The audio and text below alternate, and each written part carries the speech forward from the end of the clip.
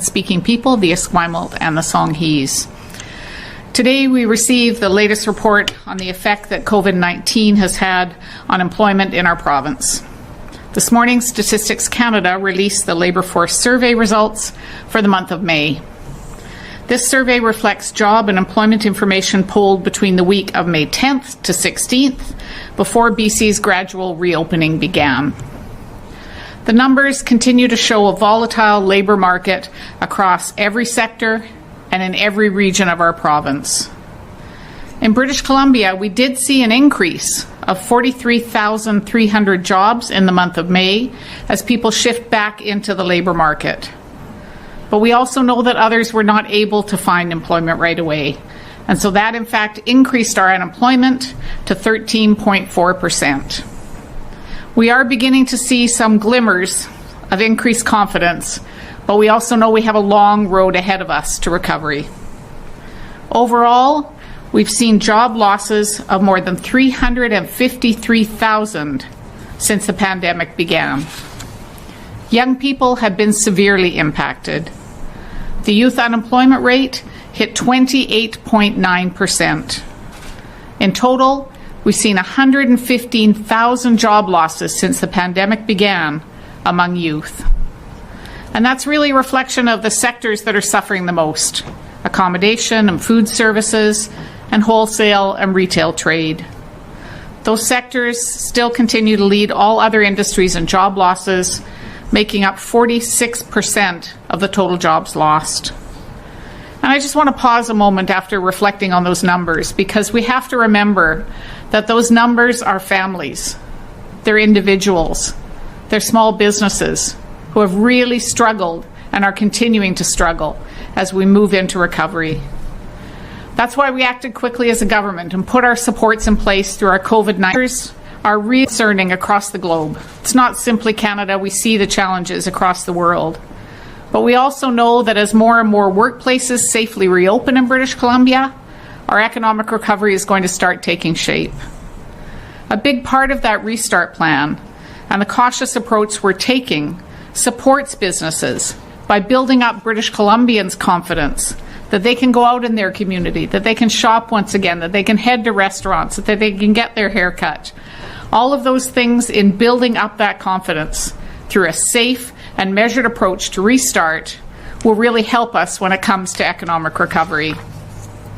As the restart progresses, we're going to continue to focus on health and safety, of course, always first. We're weighing the needs of people and businesses, and we'll build on the relief and recovery programs based on those evolving needs.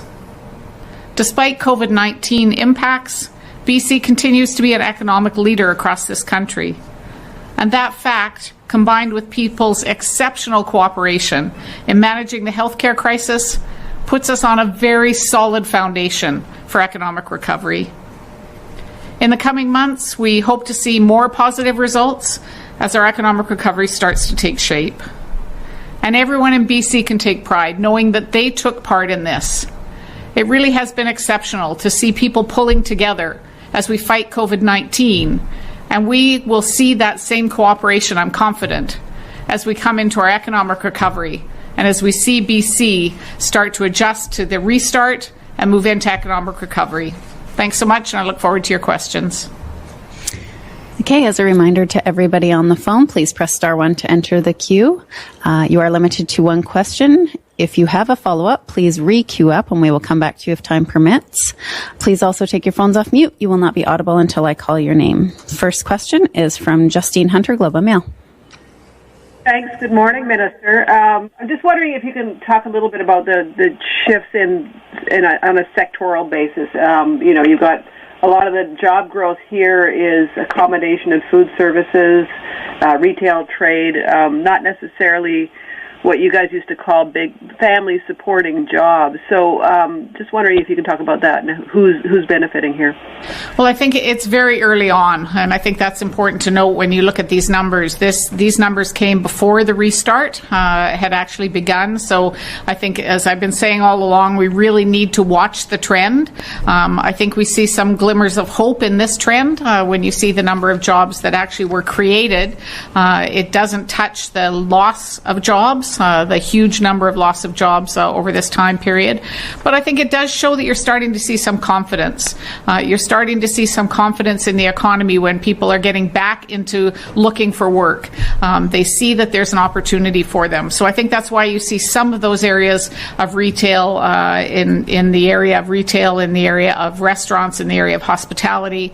But again, those are still hardest hit. Even if you look at where the changes have occurred, those industries are still much harder hit than other industries. That's why you see the youth demographics. That's why you see the youth unemployment continuing to increase, because youth tend to be the individuals, the largest number of individuals working in those areas. So I think it really shows as we move to recovery in the economy that it will need to take a different kind of focus. It will need to look at where the largest job losses are. It will need to look at demographics. It will need to look at sectors, and then need to look to the future to how we provide support for youth through job training and other areas to be able to really see our economy fully recover.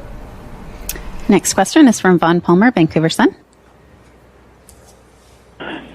Prime Minister today announced $14 billion in assistance to provinces to help them recover and emerge economically.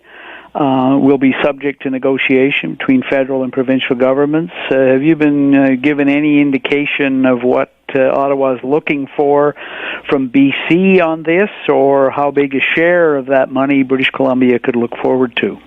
Well, I think you've pointed out what we'll be waiting for, Vaughn, which are the details. We certainly are keen to partner up with the federal government, just as we've done in the pandemic time period. We're keen to partner up and see where we can get the best bang for our buck, and we can combine our efforts to be able to look at economic recovery. But I'd like to see the details. I want to see how many resources are coming to British Columbia. And I heard a long list of areas that it's intended to cover. So again, we'll want to see which areas the Prime Minister still sees being cost shared with the federal government, how much is coming simply to British Columbia for us to determine where our priorities are. So we haven't received those details yet. I know we'll be working on them in the upcoming week. Lisa Cordasco, CHLY. Good morning, Minister. The Premier's task force, which is helping to advise government on the way forward economically, does not include a representative specifically from the tourism sector. This is an area that you've been focusing on this morning in these numbers. Does it concern you that this group seems, heavily weighted toward the resource industries, which contribute exactly the same amount as accommodation to the province's GDP? Well, in fact, the Premier's Economic Task Force is there to be able to give us the read from their organizations, their provincial organizations on the ground. It's not to determine the recovery plan. That will be determined by Cabinet, obviously. You will see ministers, as they're doing now, and I know the Minister of Tourism, Arts and Culture has been out already, talking to their sectors. So we're directly working with the sectors themselves. I know that tourism has sent in their ideas and their plan as well, just I think in the last day or so. And so we'll be gathering all of that information from the individual sectors. We'll be going through what is possible with the $1.5 billion, what's short-term and what's long-term, and looking at how we provide that support. So it's not a sector-by-sector table by any means. We want to work directly with those sectors to be able to get the information through the ministers and then back up to Cabinet to make decisions. Next question is from Richard Sussman, Global News. One of the things we saw yesterday, Minister, in the presentation from Dr. Henry was around this idea of increasing our contacts too quickly. Should the economy be looked at the same way, that until we get a vaccine, we're likely not going to be operating anywhere close to 70 or 80% of normal, and that should mean consistently we will be that far below projections in terms of the economy? Well, it's certainly why, as you've seen, the Premier introduced, coming out of COVID, our restart before we look at full economic recovery, because it's critical that we build confidence in our recovery. It's important if you open up stores or you open up restaurants and the public doesn't feel safe and doesn't feel confident in attending those businesses, then you haven't actually done your recovery that you need to. And so the slow and steady approach, taking our direction from Dr. Bonnie Henry, I think certainly has been working for us here in British Columbia, and we're going to continue that. And that will mean that it will take some time to be able to see the recovery happen, but, you know, making sure it's done properly, making sure we build that confidence, making sure it's done safely is the best thing we can do for economic recovery. Next question is from Carla Wilson, Times Colonist.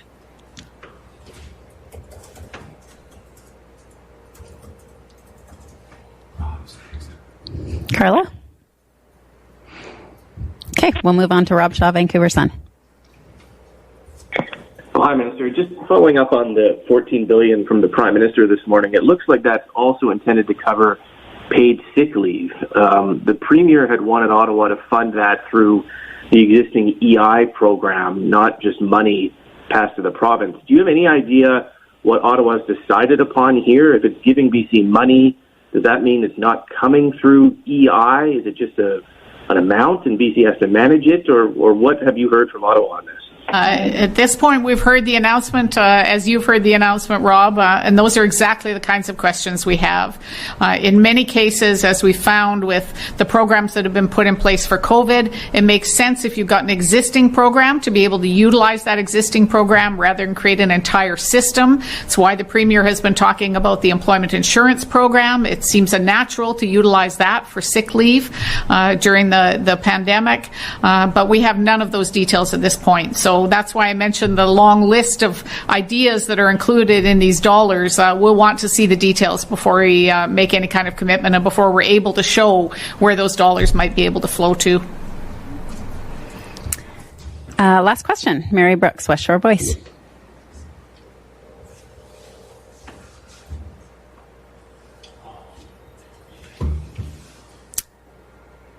I guess not. No, Mary? Okay, well, I think that wraps. Sorry. Oh, there she is. Oh, I was on mute. I'm really sorry. The employment numbers are just that, people in regular jobs.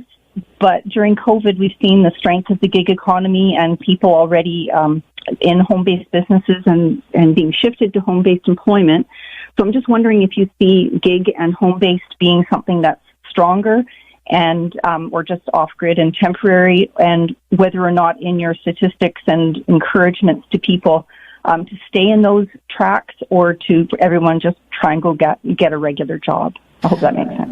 Well, I think everybody has to make their own decision. I think there's no question that the gig economy is a large part of British Columbia. If you talk to people who are in arts and culture, for example, or tech, there are many folks who've created small businesses over this time period at home or shifted their business to home to be able to operate. So that's really a choice that each individual has to make when they're looking at economic recovery and their own circumstances and their own family. But I expect it to continue to be a large part of British Columbia's burgeoning economy and economic recovery. Certainly when it came to the benefits for COVID-19, we in fact pushed the federal government to make sure that they were recognizing the gig economy, people on short-term contracts, people that were working simply on contracted work, the arts and culture industry, and we're pleased to see that a lot of that was actually included in the benefits that were there. So it will, I'm certain, be part of our discussion around economic recovery, and I know the industries themselves are putting together